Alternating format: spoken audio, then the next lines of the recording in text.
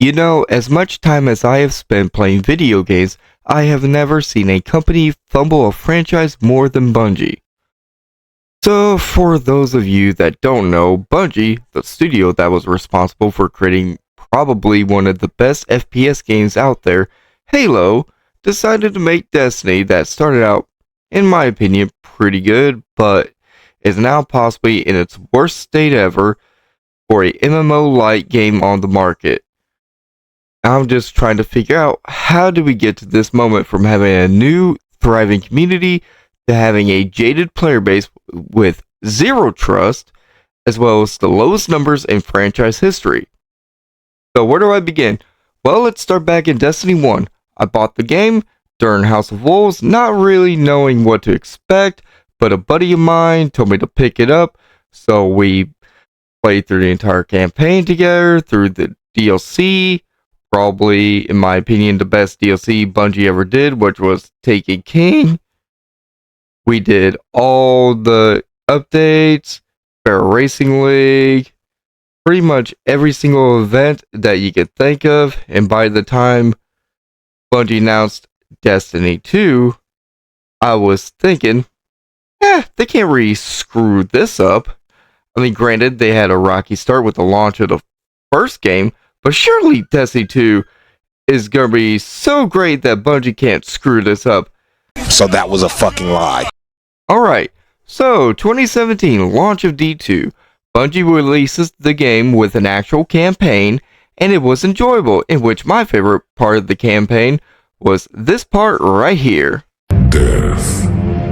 Explain. Devotion inspires bravery. Bravery inspires sacrifice. Sacrifice leads to death.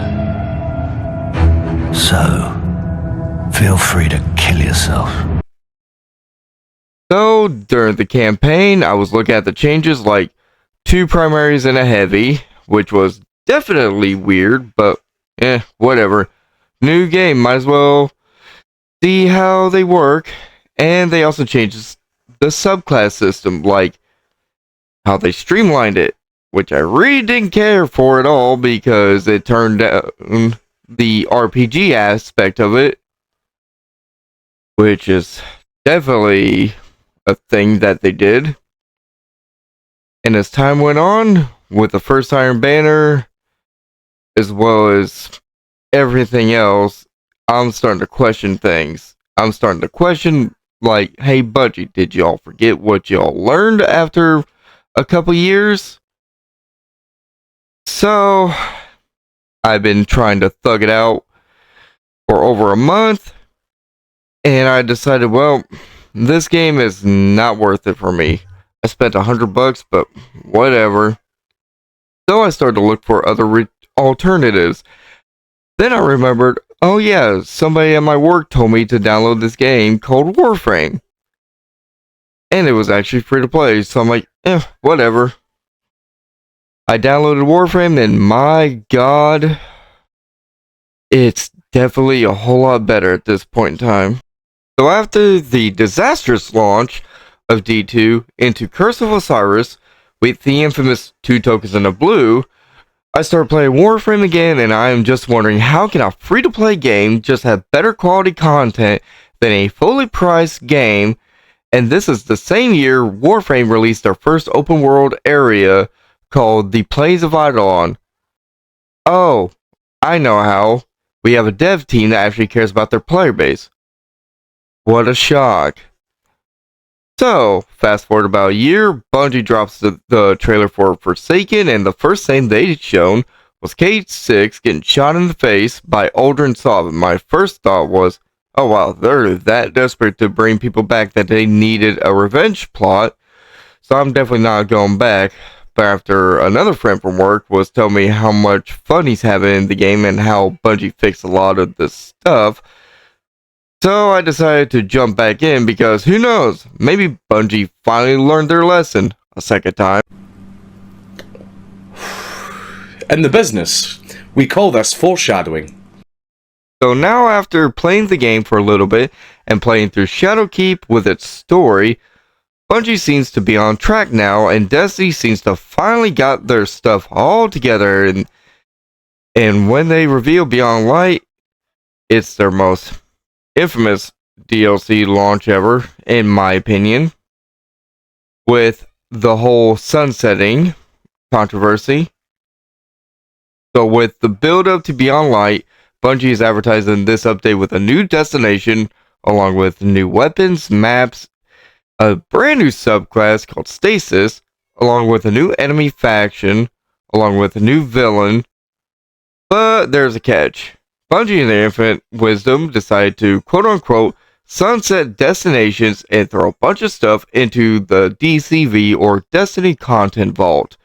Translation: let's take the game's base campaign, Curse of Osiris, Warmind, and a bunch of other destinations and throw it out the game, so the stuff that you paid for is now gone forever, because it was revealed last year that Bungie lost the code so that all the content that you paid money for is now gone forever.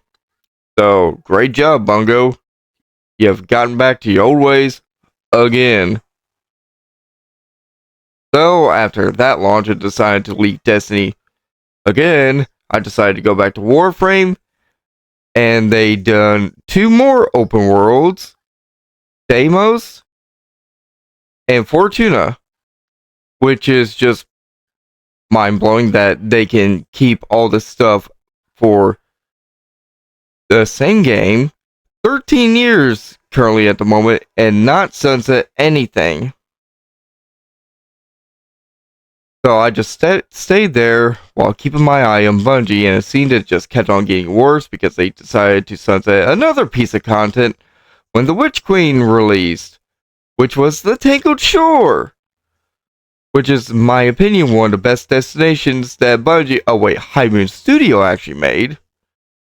So later on, a friend of mine gifted me Witch Cream because I wasn't going to buy it myself, and I did enjoy the campaign, beating Savathun, and I actually completed the raid, which is even fun.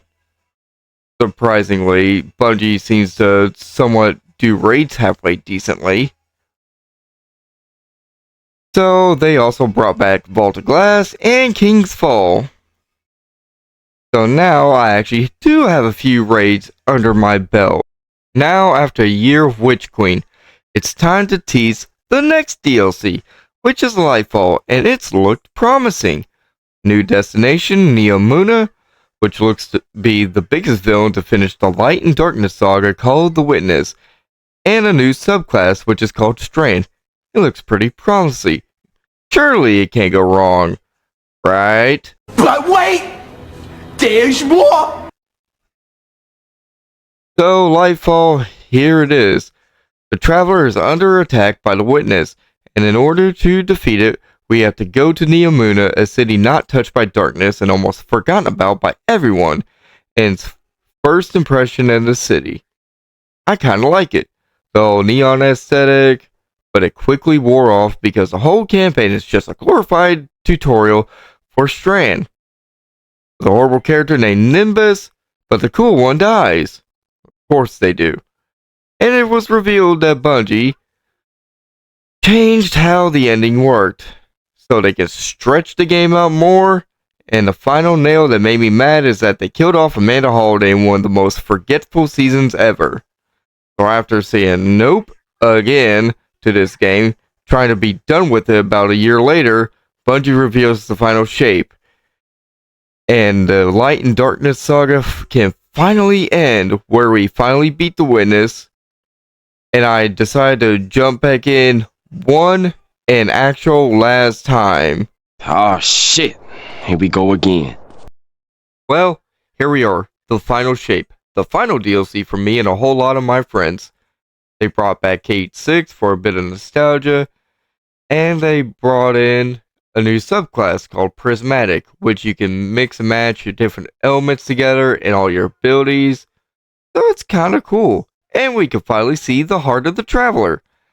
Now, after the campaign ended, we had to wait for the actual final mission, which gets unlocked after the raid gets beaten. and the final mission, which is a 6-player match-made activity, and it went a little something like this.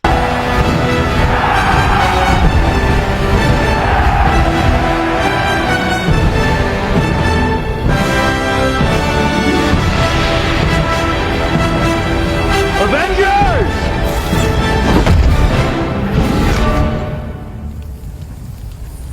Assemble. So, after me and my friends complete the final mission, we stare at the traveler. With the light leaking out, we finally ended our journey, and I could finally leave this God's forsaken franchise forever. And oh boy, good thing I did too, because after I left, it got worse. First, massive layoffs, and I mean lots of layoffs, because CEO card collection needed expanding. And also, bugs just kept on getting out of hand, cheating and PvP, and it's getting a whole lot worse. And Bungie doesn't really fix a whole lot of issues unless it's tied to the cash shop. Then they seem to really get fixes working. So a little bit later, after their numbers are starting to tank, Bungie is teasing their brand new game, Marathon, which is an extraction shooter that shows stolen artwork, and I thought that game was going to be put off indefinitely through that whole lawsuit. Well, after Final Shape, Bungie releases another DLC where they release another system called the Portal, and apparently from what I've heard, it sucks so bad. So much so that they originally intended it for Destiny 1, but they pulled that, scrapped it because they thought, that was not going to end well. So, go figure, Bungie does something stupid and do it anyway. After that launch, and the player tanks more, Bungie then decides to do a Star Wars collaboration called Renegades, which for a split second I was thinking, nah, Bungie, you are not getting me. As much as I like Star Wars, I am not going to pay you, out of all people, to play a Star Wars game. Nope, not doing it. And I found out that the entire campaign story is literally just the first Star Wars movie. Plot for plot. So I'm like, nah, no, I'm good.